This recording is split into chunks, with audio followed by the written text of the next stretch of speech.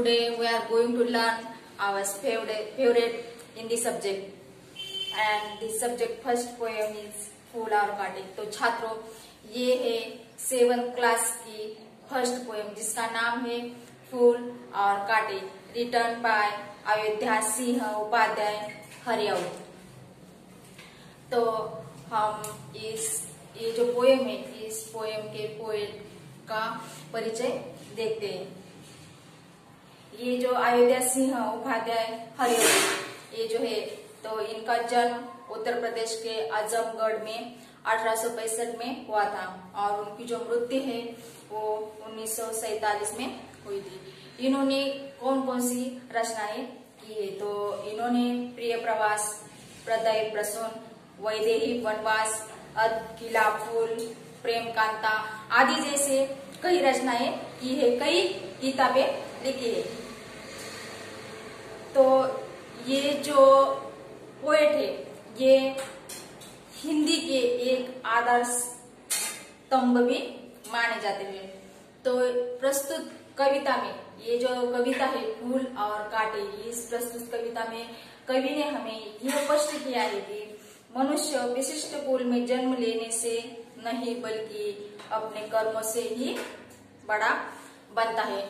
तो ये जो पोएम है हमारी फूल और कांटे, इसे स्टार्ट करने से पहले मैं आपको कहना चाहूंगी कि हमारी पहचान कैसे होती है। तो हमारी जो पहचान होती है अच्छे या बुरे की, ये हमारे कर्मों पर निर्भर होता है, डिपेंड होता है। अगर हम अच्छे कर्म करते हैं तो हम अच्छे कहलाते हैं, अगर हम बुरे कर्म करते हैं तो हम बुरे कहलाते हैं।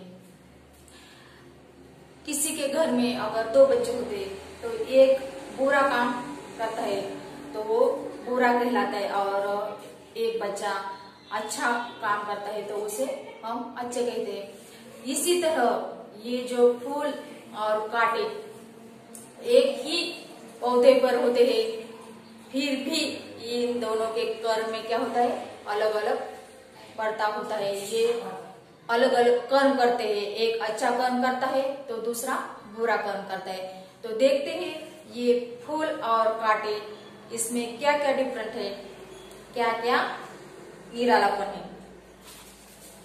तो open your Hindi textbook and see page number 2। ठीक है, आप क्या करेंगे, मैं ये पोएम सबसे पहले मैं ये पोएम रीड करूंगी, आप क्या करेंगे केयरफुली आप अपने टेक्स्ट बुक में ध्यान देंगे और मेरे साथ ही इस पोएम को रीड करेंगे। उसके बाद मैं इस पोएम का एक्सप्लेनेशन करूंगी। ठीक है। है जन्म लेते जगह में एक ही, है जन्म लेते जगह में एक ही पौधा उन्हें है पालता, रात में उन पर चमकता चांद भी एक ही सी चांदनी है डालता। मेघ उन पर है बरसता एक सी उन पर हवाएं है बही, पर सदा ही यह दिखाता है हमें ढंग उनके एक से होते नहीं। छेद कर काटा किसी की उंगलियां, फाड़ देता है किसी का और वसन, प्यार डूबी तितलियों के पर कतर, भोर का है वेद देता शाम तन। फूल लेकर तितलियों को गोद में, भोर को अपना अनूठा रस पिला, निसुगंध और निराले रंग से है सदा देता कलीजी की खिला।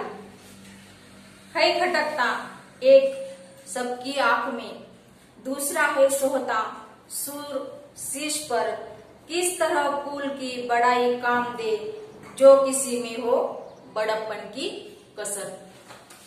तो आइए देखते हैं कवि ने हमें यहाँ पर जो कांटे के कर्म अलग होते और फूल के कर्म अलग होते, तो कवि ने हमें कैसे बताया है कि जो फूल है वो अच्छे कर्म करते हैं और जो कांटे हैं वो बुरे कर्म करते हैं।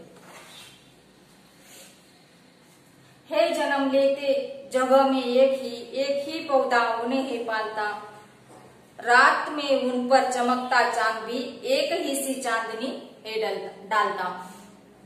तो है जन्म लेते जगह में एक ही।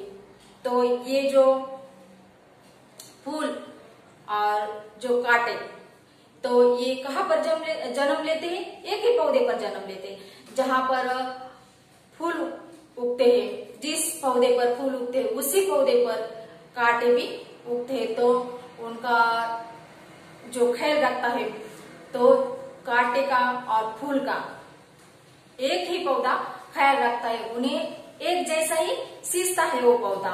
तो कांटे को और फूल को एक ही पौधा जन्म देता है और एक ही पौधा पालता है, एक समान पालता है कांटे को और फूल को। रात में उन पर चमकता चांद भी एक सी चांदनी है डालता। तो रात में क्या होता है? जो चांद निकलता है आसमान में, जब चांद निकलता है तो जो धरती पर ये जो पौधा होता है उस पौधे पर फूल भी होता है और कांटे भी होते हैं। तो चांद क्या करता है? अपनी चांदनी, अपनी शीतलता, अपनी रोशनी जब धरती पर फैलाता है तो उस पौधे पर भी चांद की जो रोशनी होती है वो गिरती है। लेकिन जितनी चांद की रोशनी फूल पर पड़ती है उतनी ही चांद की रोशनी उस कांटे पर भी पड़ती है। चांद एक समान, चांद क्या करता है? एक समान फूल को भी और कांटे को भी एक समान रोशनी देता है। मेघ उन पर है बरसता एक सी उन पर हवाएं है भई। अब मेघ, मेघ का मतलब क्या होता है? बादल, क्लाउड। मेघ का मतलब क्या होता है? बादल, जो आसमान में छाते हैं ना बरसात के समय पर। जब बरसात का मौसम होता है तो आसमान में बादल छा जाते हैं और उनसे क्या होती है? बारिश हो जाती है। तो जब मेघ क्या करते हैं? बरसते हैं। मेघ जब बरसते हैं, बादल जब बरसते हैं तो बादल का जो पानी होता है वो कांटों पर भी उतना ही बरसते हैं और जो फूल होते हैं उन पर भी उतने ही बरसते हैं। वो फूल और कांटों में भेदभाव नहीं करते हैं। मेघ के जो बादल की बरसात होती है, बादल क्या करते हैं? फूलों पर भी और कांटों पर भी एक समान बरसते हैं। एक सी उन पर हवाएं है बही। और उसके बाद क्या होता है? पहले तो चांद जो होता है, चांद अपनी चांदनी जो होती है, अपनी रोशनी जो होती है वो फूल पर और कांटों पर समान डालता है। और जो मेघ होते हैं, जो बादल होते हैं, वो भी कांटों पर और फूलों पर एक समान बरसते हैं। उसके बाद जो हवाएं होती है, हवाएं भी क्या करती है? फूल और कांटों में भेदभाव नहीं करती। वो फूल पर भी और कांटों पर भी एक समान बहती है। पर सदा ही यह दिखाता है हमें ढंग उनके एक से होते नहीं। इसके बाद भी क्या होता है? फूल और जो कांटे होते हैं वो एक समान, उनके कर्म जो होते हैं वो एक समान नहीं होते, वो दोनों से बिल्कुल अलग अलग होते हैं। जबकि चांद उन पर एक सी रोशनी डालता है। जो बादल होते हैं, जो मेघ होते हैं, वो कांटों और फूलों पर एक समान बरसते हैं। जो हवाएं होती है वो हवाएं भी कांटों और फूलों पर एक समान बहती है। फिर भी हमेशा से, सदा का मतलब क्या होता है? हमेशा, हमेशा से फूल और कांटों में अंतर दिखाई पड़ता है हमें। फूल के जो कर्म होते हैं वो अलग होते हैं और कांटों के जो कर्म होते हैं वो अलग होते हैं। उनमें डिफरेंट दिखाई देता है हमें। ठीक है, आगे देखते हैं। छेद कर काटा किसी की उंगलियां फाड़ देता है किसी का वरवसन। तो अब इसके पहले जो स्टांजा मैंने आपको एक्सप्लेन किए उसमें क्या बताया है हमें कि ये जो चांद होता है, ये जो मेघ होते हैं, बादल होते हैं और ये जो हवाएं होती है, ये उन दोनों को एक समान मानती है।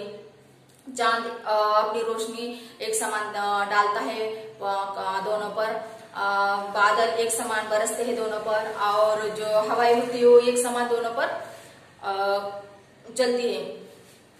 फिर भी उन दोनों में बहुत सा अंतर दिखाई पड़ता है, बहुत सा डिफरेंट दिखाई पड़ते हैं। वो दोनों एक दूसरे से बहुत अलग अलग दिखाई पड़ते हैं।